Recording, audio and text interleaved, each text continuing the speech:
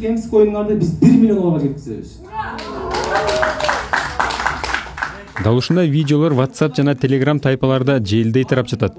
Анда өзүн Исрадин Субанбеков деп тааныштырган жаран MC Coin аттуу криптовалюта пайда болгонун, аны азыр аз суммага сатып алган жарандар 1 жылда эле миллиондогон акчаларды табарын айтып жатканын көрүүгө болот. Ушунча телефон турат, баардыгыңарга алганын каалоосу менен гарантия берем мен силерге. 1 уштук монетаңарды 2 долларга, 3 долларга 1 уштук алган монетаңарды мен 1000 доллардан сатып алганга даярмын. Учурда бул MC Coin'га акча салгандар бар экени, айрымдары миграцияда жүрүп тапкан акчасын салганы да айтылууда. Атын атагысы келбеген жаран 1,5 жыл мурун MC Coin тууралуу угуп, ага 1 миллиондон ашык акча салганын, бирок уадалаган сумманы ала электигин билдирди. Уада боюнча сентябрь айынан баштап биз баарын акча ала баштамакпыз да. Машина, квартира, машина, айфон тиги булардычы. Жакта көп адамдар акча салышты да. Чоң суммаларды салышты. Эми bir neçe 100 bin, 200 bin bolsa al makul деп koymak болуш керек. Бирок көбүнчөсү миллион салган да. Ошол себептен азыр баардыгы эч ким эч нерсе дей албайт. Бир нерсе десе эле булар качып кетет же бирден салып кетет. Ошон үчүн азыр акырын баардыгы ар кандай айласын эзип атат. Чын айтканда эми биз чоң акча салдык да. Машинабызды саттык. Ал эми дагы бир Айназик аттуу баткендик жаран 20 миң сом акча салып, анын көбөйүшүн күтүп жатканын айтты.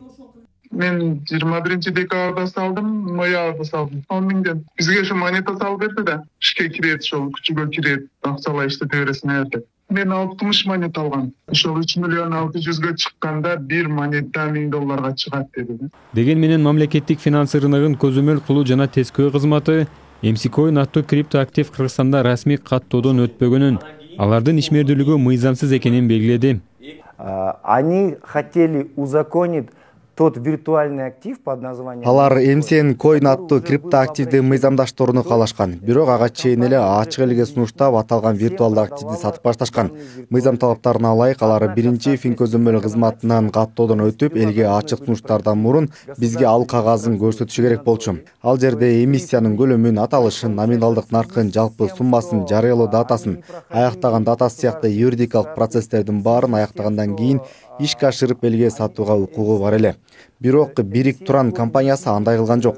Демек мамлекеттик каттоодон өтпөсө, фин көзөмөлдүн виртуалдуу активдер реестринде жок болсо, муну мыйзамсыз деп эсептейбиз.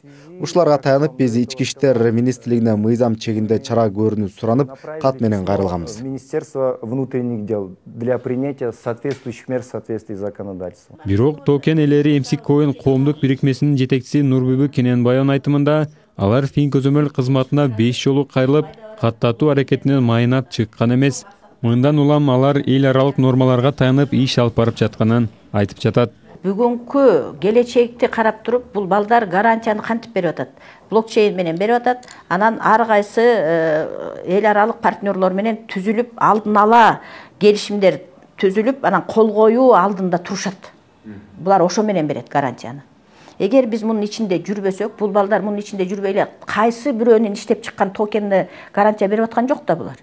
Демек биз акчаны жыйнап кетүүчүлөрдүн катарын толуктабай атабызбы? Азыр любой келсе, акчасын кайтарып берип коебуз. Себеби биздики Мексиде турат.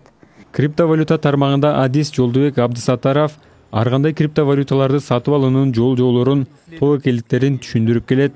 Ал учурда эл арасында тарап жаткан MC Coin тууралуу буларды айтты. Бул MC Coin'дин өзүнүн блокчейни болуш керек эле. Булар өзүнүн блокчейни эмес, бирөөнүн блокчейнинде жайгашкан да. Эгерде кандайдыр бир криптоактив бирөөнүн блокчейнинде жайгашкан болсо, бул токен болуп саналат. Андай токенди чыгарыш эми өтө деле көп билимди талап кылбайт. Чынын айтканда, эч кандай криптовалютага тиешеси жок. Бир эле тиешеси бар. Булар ошол Binance Smart Chain аттуу блокчейнде токен катары чыгарылган.